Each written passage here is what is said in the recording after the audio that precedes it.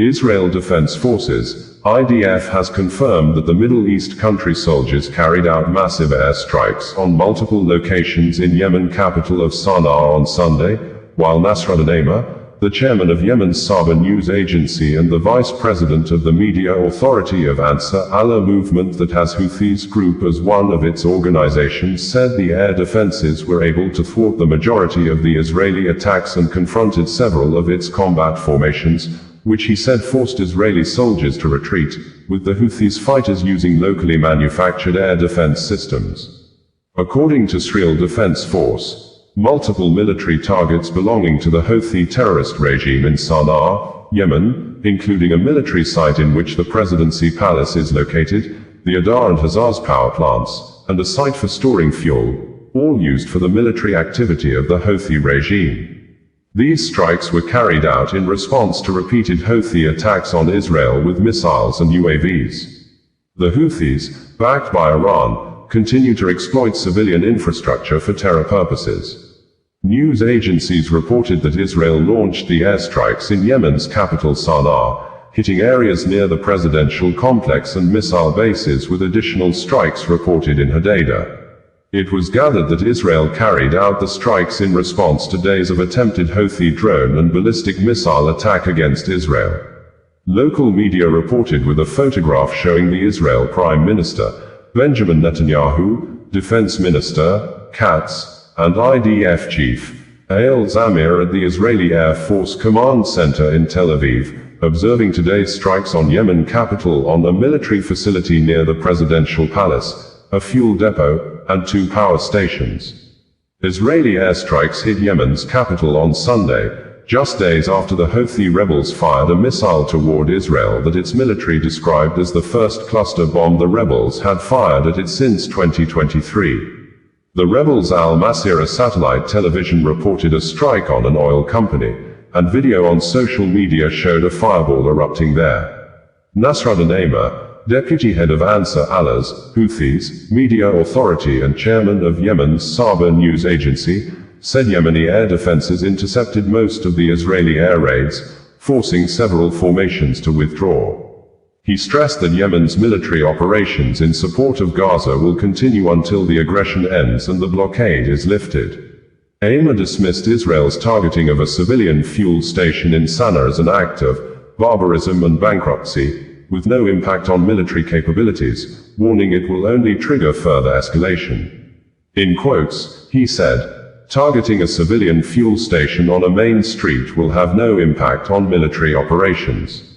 Thanks to God, the air defenses were able to thwart the majority of the Zionist aggression and confront several of its combat formations, forcing them to retreat, using locally manufactured air defense systems. Our military operations in support of Gaza will not cease, God willing, except with the cessation of the aggression and the lifting of the siege on it. Targeting a civilian fuel station on a main street will certainly have no impact on the military operations. Rather, a young man from Delta State in the oil-rich Niger Delta region in Nigeria has been arrested after he conspired with his friend to fake a kidnapping to get money from his family in order to be able to travel abroad. The young man was seen in a video the alleged kidnapper sent to his family, threatened to be killed with a cutlass placed on his neck by the suspected fake kidnapper, who is also a native and indigene of Delta State but faked his voice to sound like an Hausa Fulani man from northern Nigeria. According to one of the popular human rights activists against insecurity in the West Africa country, Harrison Gwamnashu, the 2 suspects were arrested inside the bush after intelligence gathering indicated that the kidnapping was not genuine, adding that they were not mobilized by Senator Ned Munir Nwoko, the senator representing Delta North Senatorial Zone, who had said in a press statement that the father of the supposed victim, together with 2 members of the Idemuje Ugboko community, reached out to me. I also spoke with the victim's brothers, as well as the police in Isale, Uku and Asaba. In addition, I contacted and mobilized the Idemuje Ugboko vigilante group and held discussions with my police contacts in Saba, giving clear instructions to track the kidnappers and ensure the safe rescue of the victim. Throughout the operation, I received tracking updates and was kept informed of the rescue movements from Saba to Isla until the eventual arrests were made. In an earlier post, Harrison Gwamnashu had said that, for clarity, I do not know who he claims he mobilized for a rescue mission. I also do not know what he meant by saying he mobilized the police and local vigilantes. I personally fueled 3 vehicles, paid other logistics for the operation he's claiming he mobilized. According to the popular human rights and life defender, Harrison Gwamnashu, on Sunday the 16th of August 2025, an alarm was raised that a man had been kidnapped at Onitsha Ugbo, Antioch North local government area, Delta State. Immediately, the police special anti-kidnapping and cyber crime unit Saba, led by the OC, swung into action working tirelessly with a team of military officers from 63 Brigade Saba, the Nigeria Forest Security Service, NFSS, and Delta State Government House Trackers, advanced to Isla to rescue the alleged victim. After hours of coordinated intelligence gathering, it was discovered that the incident was not a genuine abduction but a case of self-kidnapping. The location was secured, and the 2 suspects behind the act were arrested and are now in custody. We sincerely thank the officers and men of the 63 Brigade Saba, the OC and officers of the Special Anti-Kidnapping and Cyber Crime Unit and the NFSS for their resilience, sacrifice, and dedication to keeping our communities safe. Special appreciation also goes to His Excellency Right Honorable Sheriff Oberevwori, Executive Governor of Delta State, for standing firmly behind security operations.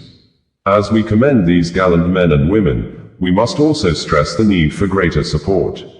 The security teams involved in this operation need stronger logistics, equipment, and resources to sustain their work and extend their coverage across. Anambra State Governor, Professor Charles Chukwuma Soludo, has dismissed 8 members of the state special vigilante group known as Aganekemba after the sacked security operatives were seen in a now viral video allegedly assaulting a female National Youth Service Corps, NYSC member, Jennifer Elabor, to the level of complete nakedness after they torn her clothes and continued assaulting her even when they observed during the process nothing more was covering any part of her body. This, the dismissed vigilantes did after they allegedly chased some young men on motorcycles they claimed were members of a secret cult to the victim's compound at Oba community in Idemili South local government area of Anambra State on July 23, 2025. According to the state television station, Anambra Broadcasting Service, ABS, the Anambra State Government, through the Aganekemba Security Command, has dismissed 8 of her operatives for their involvement in the brutal assault and public stripping of a corps member, Miss Jennifer Elabor. The dismissed operatives will be handed over to the police for immediate prosecution. Speaking at the agency headquarters in Awka, the Special Advisor to Governor Chukwuma Soludo on Community Security, Mr. Kenemikai, said the state government acted swiftly after receiving reports that the operatives, while in pursuit of suspected cultists on July 23, 2025 assaulted corps members, an action which he described as totally outside the mandate of the agency and utterly condemnable. Mr. Amikai stressed that the Soludo administration will not tolerate any form of unprofessionalism, brutality, or abuse of office by security operatives, assuring that any officer found guilty of misconduct will face immediate dismissal and prosecution. He disclosed that despite pleas from the victim's family and NYSC officials not to prolong prosecution for damaging the identity of the people involved, the Anambra State Government insisted on full investigation and accountability to serve as deterrence. The Special Advisor further revealed that the agency has already settled all medical bills of the corps member, replaced damaged valuables such as laptops and phones, and tendered a public apology to the victim, her family, NYSC, and the general public. Mr. Amikai reiterated the government's resolve to reform community security operations in the state, emphasizing that Governor Soludo's administration is committed to upholding professionalism, accountability, and respect for human rights in all security engagements. He assured that the incident will be used as a turning point to strengthen discipline and restore public trust in the Aganekemba outfit. Meanwhile, the Anambra State Police Command has condemned in strong terms the alleged assault on a female member of the National Youth Service Corps, NYSC, in Oba, Idemili South local government area of the state. The assault was reportedly carried out by vigilante operatives. Following the incident, the suspects involved have been identified. The command, however, notes that the alleged victim's unavailability has temporarily stalled the ongoing investigative process. Meanwhile, the command has reiterated that assault in any form remains a criminal offense under the Nigerian law and reserves the right to take necessary legal action to Ansar Allah Movement, bringing you the news in a more digital way.